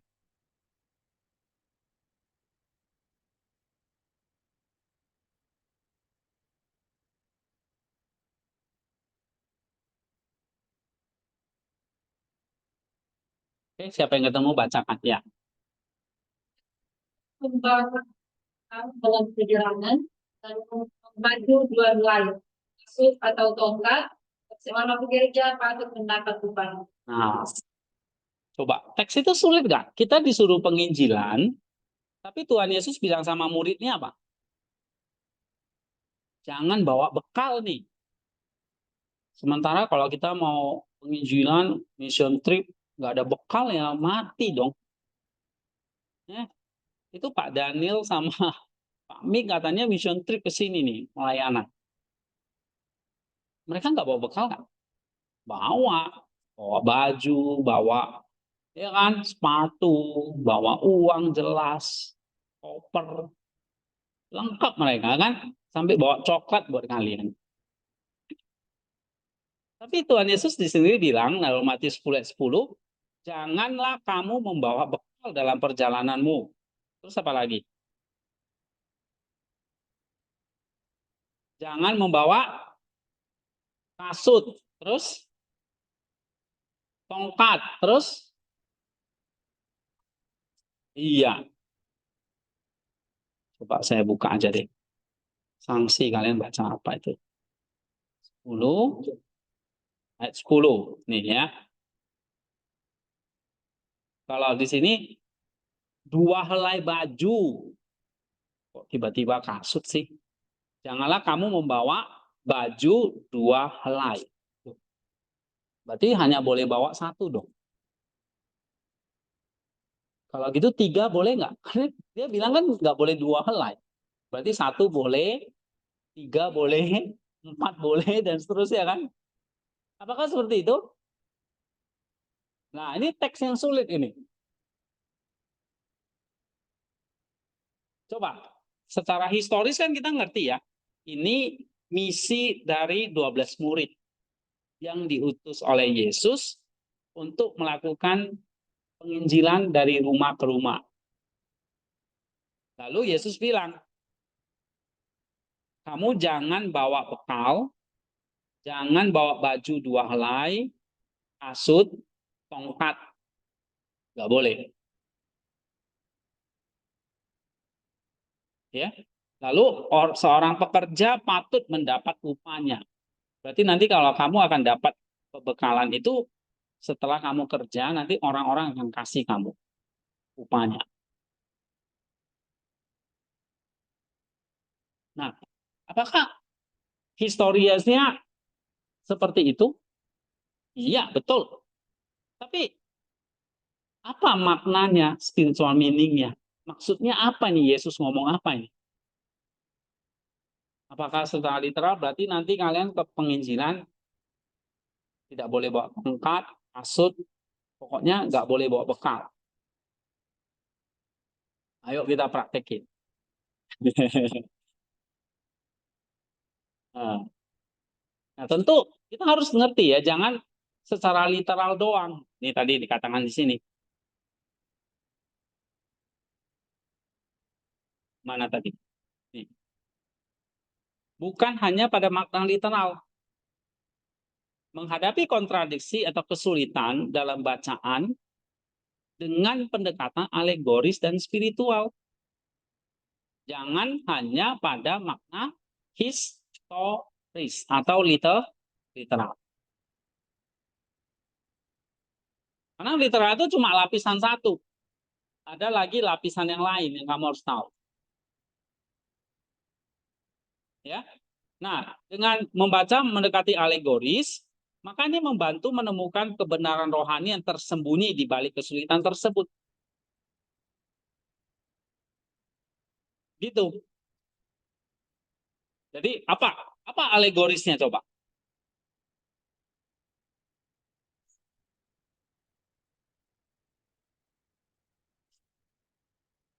Hah?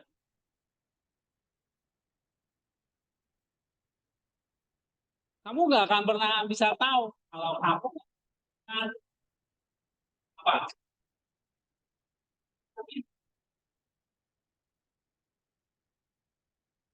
Inilah kita bergantung kepada Bapak Gereja. Saya kalau disuruh tafsir saya juga nggak ketemu. Apa ya maksudnya ini?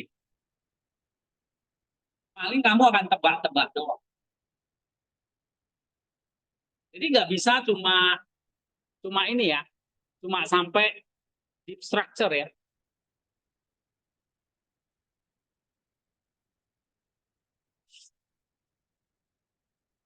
Makanya kamu butuh apa? Penjelasan alegoris atau tipologis dari Bapak Gereja. Kalau Bapak Gereja nggak ngomong, saya juga nggak tahu. Nah, saya nggak lebih pintar dari dia.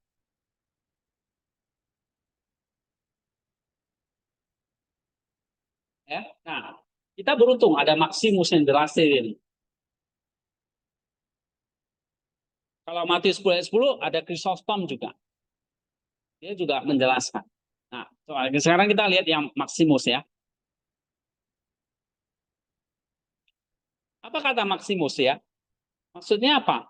cuma membawa, jangan membawa bekal, jangan membawa 2 helai baju. Nah, ini adalah satu teks yang kita sebut sebagai aporia. Apa? Aporia atau ambiguitas ya. Sulit kita menangani kesulitan. Ini teks yang sulit. Oke? Nah, sekarang kita coba baca nih. Kita akan PTKP ini berdasarkan Biblioteca Maximus yang logistik dan cara yang memastikan bagian-bagian lainnya. Terutama yang melibatkan simbolisme pakaian atau benda-benda berpasangan. ya. Pendekatannya melampaui makna atau budaya untuk menyingkap makna spiritual. Nah, itu dia. Jadi kalau kita baca kitab suci selalu kayak gitu. Apalagi teks yang sulit ya. Ini berlaku untuk semua ayat. Nggak cuma ayat yang sulit. Kalau ayat yang sulit, iya, pasti. Karena kita lihat ini dia melampaui makna literalnya atau historianya. Jadi kita jangan cuma bacanya literal doang. Harus menyingkap apa? Makna spiritualnya. Terus simbolis itu maksudnya kayak tipologi ya. Terus alegoris, anagogis. Anagogis itu kan tadi ini sampai teosis. Ya, teosis itu anagogisnya. Terus kitab suci baginya adalah satu organisme spiritual yang hidup, dan organisme ini adalah tubuh Kristus. Dan tujuannya adalah transformasi teosis. Nah, harus sampai teosis. Jadi kamu baca kitab suci, kamu tahu literal historianya, tahu makna spiritualnya atau pneumatikosnya, sampai kamu tahu sampai teosis. Tahu anagogisi. Nah, itu semuanya tersembunyi. Nggak ada di teks. Teksnya cuma bunyi, jangan membawa bekal, jangan membawa 2 helai baju, tongkat atau kasut.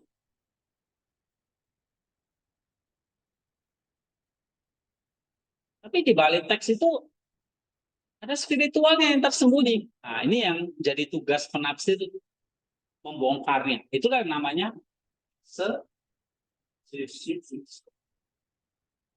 eisegesis.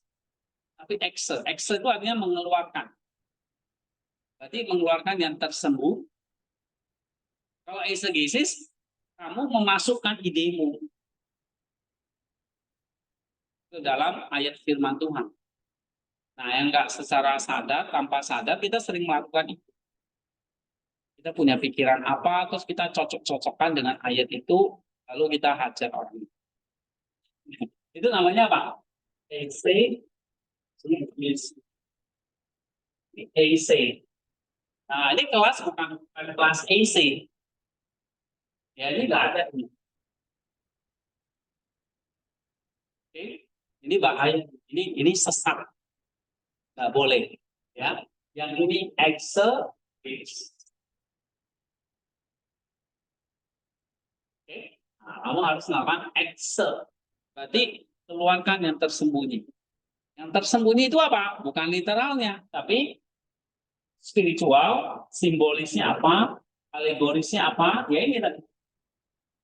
Alegoris, tipologis, anagogis.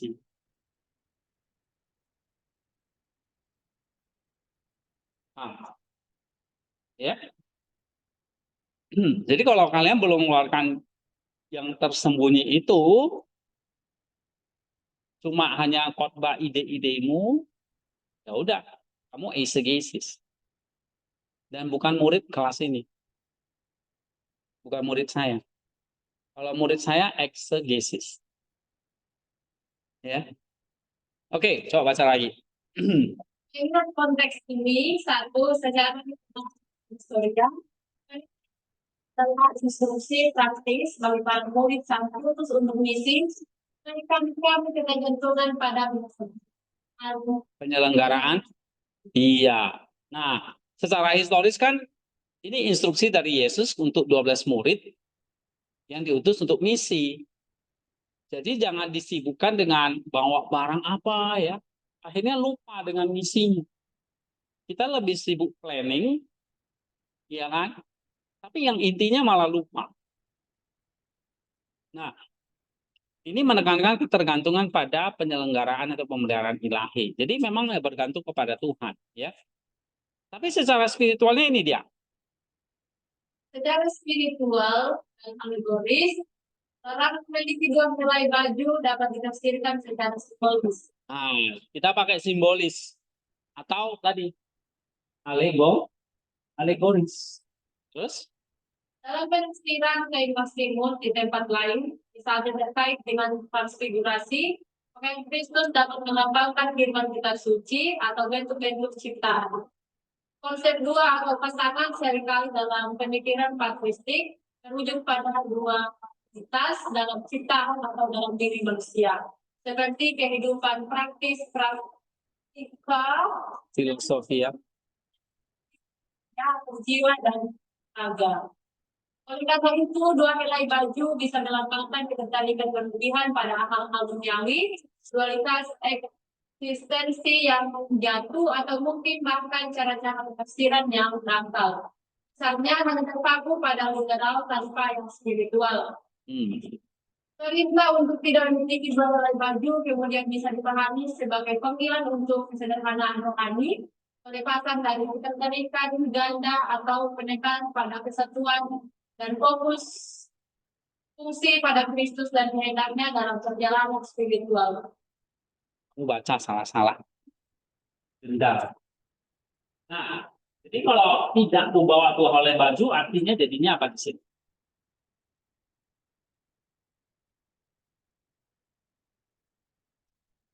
Nah, dua itu adalah simbol apa? Apa? Dua itu biasanya satu simbol apa? Konsep dua kan jangan membawa dua helai kan? Dua helai baju. Nah, konsep dua atau konsep pasangan itu apa? Kualitas dalam ciptaan atau dalam diri manusia. Ya, misalnya jiwa dan raga. Kan dua kan? Tubuh dan jiwa maksudnya. Jadi dua helai baju itu melambangkan apa? Keterikatan pada hal-hal duniawi atau dualitas eksistensi kita, jiwa dan tubuh, ya kan? Nah, sehingga perintah untuk tidak memiliki dua helai baju itu dipahami sebagai apa? Panggilan untuk sederhana rohani, terlepas dari keterikatan ganda, keterikatan duniawi dan keterikatan jiwani gitu. Jadi fokusnya pada kesatuan dan fokus tunggal pada Kristus dan kehendaknya dalam perjalanan spiritual. Itu dia. Sehingga Kristus memanggil kita jangan membawa dua helai baju, artinya apa di sini? Jangan atau lepaskanlah keterikatan dan ganda. Dosa rohani maupun dosa badani. Kita bisa berdosa secara rohani, berdosa secara pikiran jiwani gitu.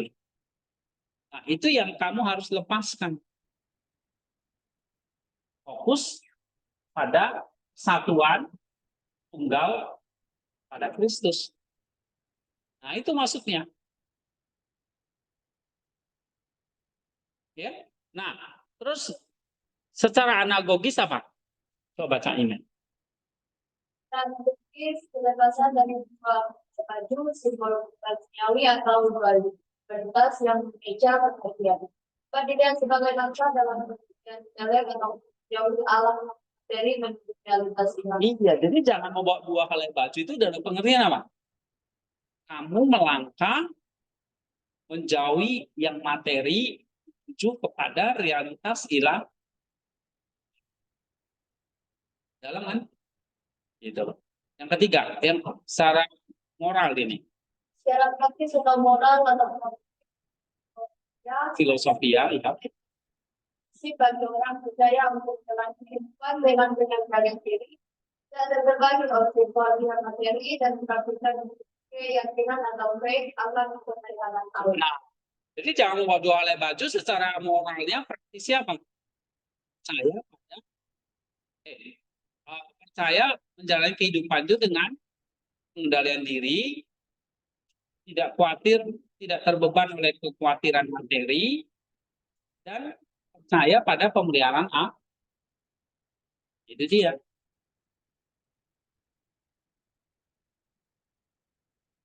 Kalau kita nggak pakai simbolis, alegoris seperti ini, kita nggak ngerti maksudnya apa. Jangan membawa dua helai baju. Jangan membawa bekal apapun. Kalau kita udah baca ini, kita ngertinya apa sekarang? Ayo, kamu simpulkan. Kita ngertinya apa? Berarti apa? Tidak terikat pada hal dosa-dosa duniawi maupun yang rohani. Jadi fokusnya kepada Kristus. Dan ini adalah satu perjalanan kita menuju kepada Allah. Gimana kalau kamu bawa bekal banyak, jalan aja susah. Apalagi mau penginjilan. Kamu nanti lebih sibuk jaga barang, takut dirampok lah, takut dicuri orang lah, kan gitu. Jadi lebih baik bawa satu helai baju secukupnya jalan. Gitu. Ya kan? Ya tentu ada makan. Kalau enggak ya kamu. Tapi kan bukan itu maksudnya. Oke? Jadi waktu Yesus ngomong sama 12 murid itu jangan bawa dua helai baju. Ini apa? Jangan terbebani oleh banyak kekhawatiran materi. Itu dia. Oke. Ini ya. Jadi kalau kita mau dalam Maximus, kita mengatasi paradoks kesulitan itu pasti dengan alegoris. Nah, baru nanti kita masuk ke proses penafsirannya, harfiah, alegoris, tipologi, filosintesis ini sudah.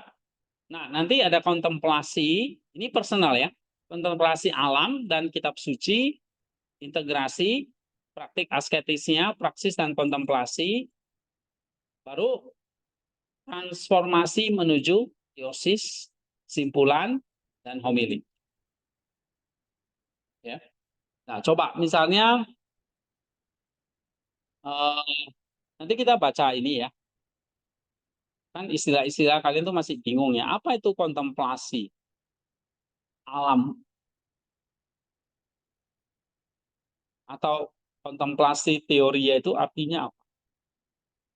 Nah, ini nanti ada di buku ini ya. Cuma saya ingin misalnya lihat contoh lain lagi. Ini ada perkataan misalnya begini.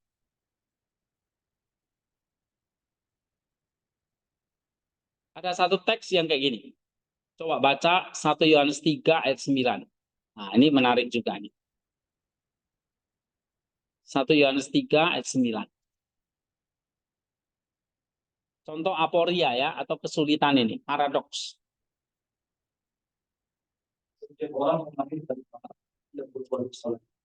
Sebab benih lahir tetap ada di dalam dia dan dia tidak dapat berbuat dosa. Nah, dia lahir dari Allah. Nah, jadi orang yang lahir dari Allah tidak berbuat dosa lagi. Tapi pada kenyataannya, para murid-murid aja, kayak Petrus saja, atau kita sendiri aja masih apa? Berbuat dosa. Jadi maksudnya ayat ini apa ini?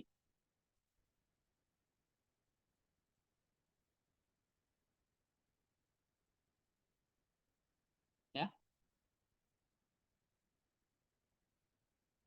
kan kita udah lahir dari air dan roh, udah dibaptis nih, lahir dari Allah ini.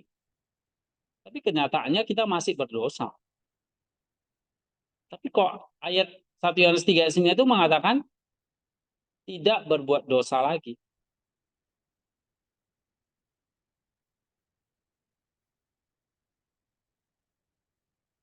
Nah, gimana kita menjelaskan ini? Ini aporia. Berarti kalau ini kesulitan, apalagi nanti kamu baca Mazmur ya. Nah, itu banyak kesulitannya itu. Nah, berarti kamu harus atasi dengan apa? Pendekatan alegoris atau spiritual meaning. Cari spiritual meaningnya. Nah, apa spiritual meaning dari 1 Yohanes 3 ayat 9 ini?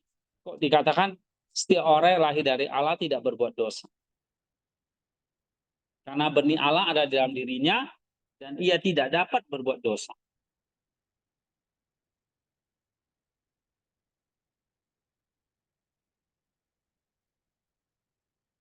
Jadi cara mengatasinya gimana? Cari spiritual meaningnya.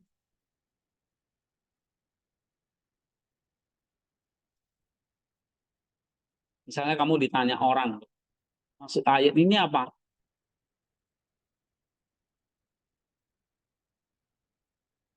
Nah, Maximus menjelaskannya begini. Ya, dia cari teks ini melampaui makna literal atau historia. Dia cari apa spiritual meaningnya. Nah, begitu juga nanti kalian baca ayat-ayat ya. Selalu cari apa makna spiritualnya. Jadi kalau ketemu apa makna spiritualnya, tapi sintesis nih, makna yang melampaui historis. Nah, berarti kamu bergantung nih sama Bapak Gereja. Ingat ya, Bapak Gereja. Bukan yang lain-lain. Nah, yang lain-lain saya nggak tahu. Mereka pendekatannya apa. Oke? Coba baca lagi. Imelda. Saint Maximus.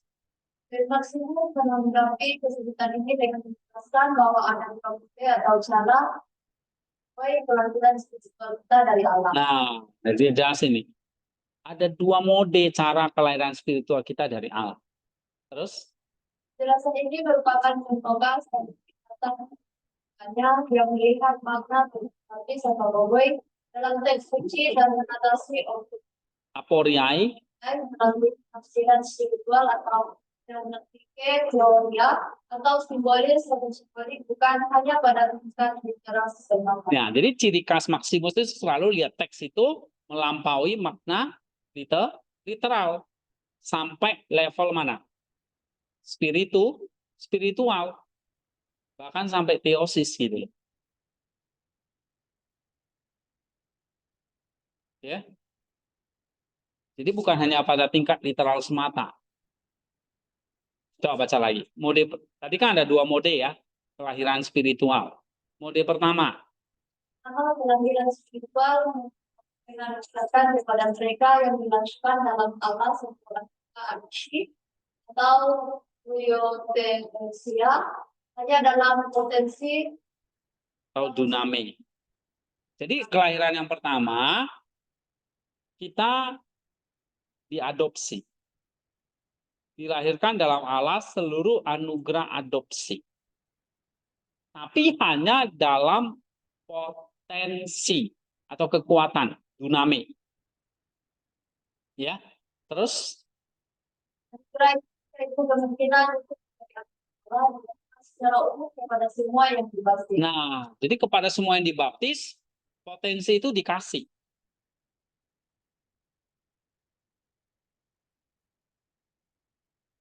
Ini semua udah dibaptis kan? Nah, berarti semua potensi anugerah adopsi itu dibagi. Itu kelahiran yang pertama. Mode pertama. Ya, terus? Dalam mode ini, seorang memiliki anugerah ini dalam potensi hanya berdasarkan iman atau bisnis. Iya, berdasarkan iman ya. Terus? Namun, Maximus menjelaskan bahwa ini kecenderungan kehendak atau seorang sebenarnya terbebaskan dari kegiatan dan hasrat. pada daging. Ya. Jadi kelahiran yang pertama, mode yang pertama ini dia udah punya potensi, ya, tapi will-nya, kehendaknya belum sepenuhnya terbebas dari keinginan daging. Terus Karena mereka masih iya, dorongan berdosanya masih ada karena kehendak atau will-nya belum sepenuhnya terbebas dari keinginan daging, passion. Terus tidak melahirkan disposisi kehendak tanpa persetujuan kehendak itu sendiri. iya, Roh Kudus tidak melahirkan, oh kehendakmu udah pasti nggak ada dagingnya, enggak. Terus Kegiatan pertama ini meskipun memberikan benih ilahi atau menyala, tidak secara otomatis menghilangkan kemampuan untuk berdoa. Ini adalah anugerah dalam potensi yang perlu dikualifikasikan. diaktualisasikan. Jadi kelahiran mode pertama dikasih anugerah tapi dalam bentuk potensi. Masih perlu diaktualisasikan. Ya, artinya tidak secara otomatis menghilangkan kemampuan untuk berdosa. Maksudnya yang dibaptis sudah pasti hidup suci, enggak. Nah, masih bentuk potensi. Terus Mode kedua, kelahiran spiritual sebaliknya mengantarkan anugerah adopsi ini sebenarnya dalam kehidupan. iya, baru ada mode yang kedua, dari potensi menjadi kenyataan. Paham? Terus Ini secara sukarela mengubah seluruh pilihan bebas atau niat sukarela seseorang sehingga sesuai dengan Allah yang berkenan. iya, Mode kedua ini tidak hanya memiliki iman, tetapi juga merealisasikan pada hakikat pengetahuan, partisipasi aktif dan paling ilahi dalam misteri-misteri ilahi yang telah terjadi. Maximus menjelaskan bahwa epignosis berarti kenalan atau kemampuan dalam arti bahwa mereka yang dilanjutkan melalui baptisan menjadi serupa dengan Dia yang melakukan mereka, yaitu Allah, dengan menerima karakteristik.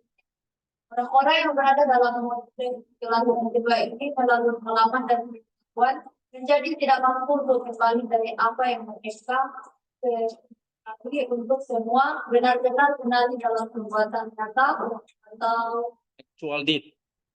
Terus Roh Kudus mengambil seluruh pilihan bebas mereka dan transposisikannya sepenuhnya dari bumi ke juga membentuk kembali intelek.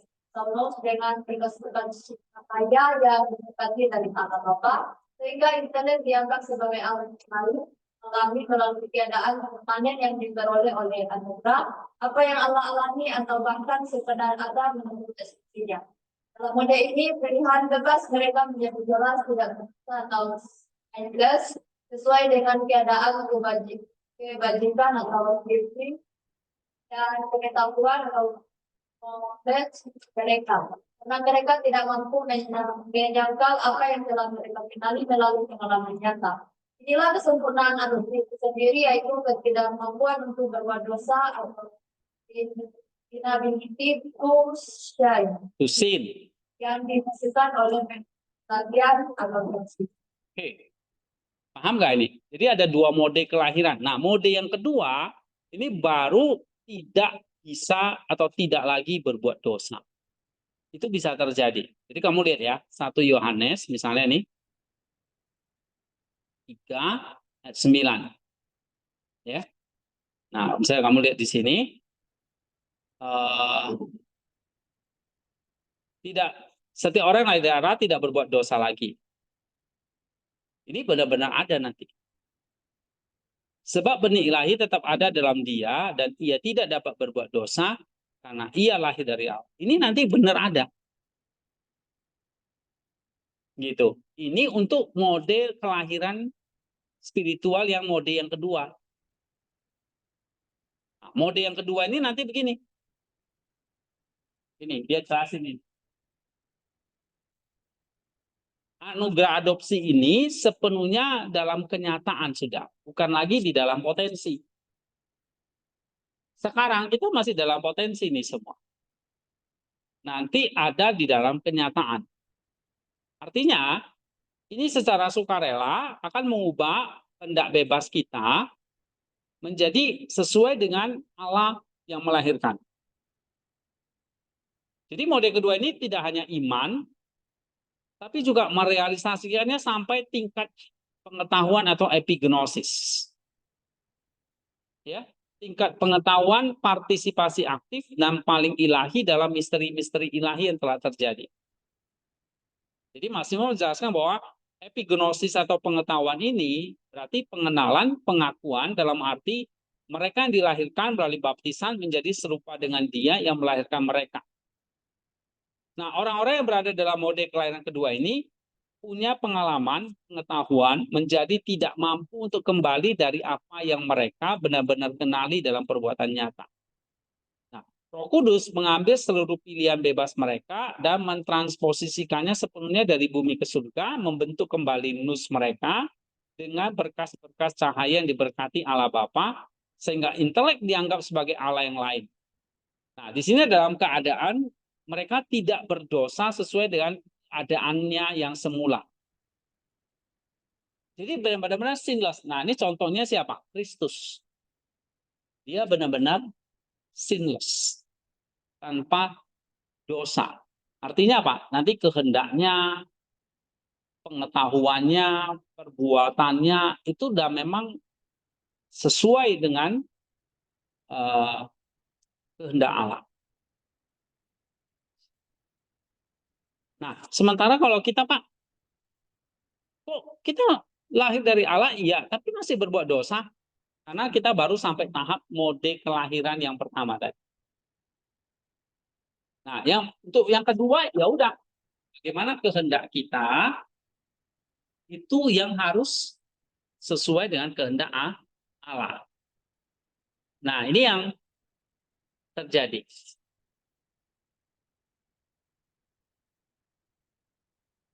Ya.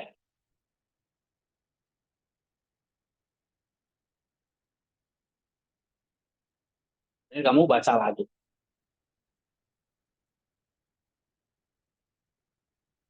Itu contoh.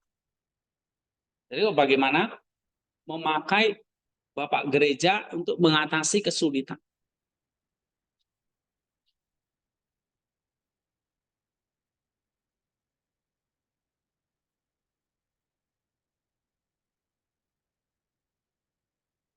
Oke, ada pertanyaan nggak? Ini model-model ini,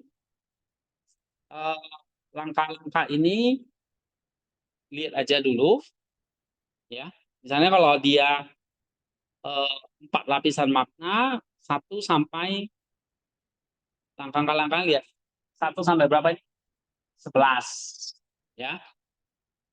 Kalau dia diskursif 1 sampai 10. Kalau dia pakai Maximus 1 sampai 12. Nah, item-itemnya ini saya udah jelasin tentang yang ini dulu.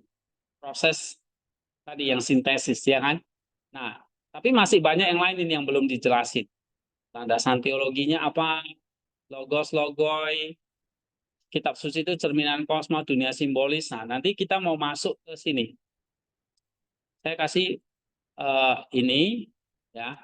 Sebenarnya ini juga mau kita baca istilah-istilah Alexandria, Antioquia itu artinya apa ya? Nah, kita perlu baca ini. Ini teorinya dulu. Oke. Nah, jadi kita mau bahas teorinya sekarang. Mungkin buku ini dulu, bab 2. Nanti selesai, masuk ini, yang Maximus. Ya. Oke, kita break dulu 10 menit. Nanti kita masuk lagi teori-teorinya, istilah-istilahnya ini.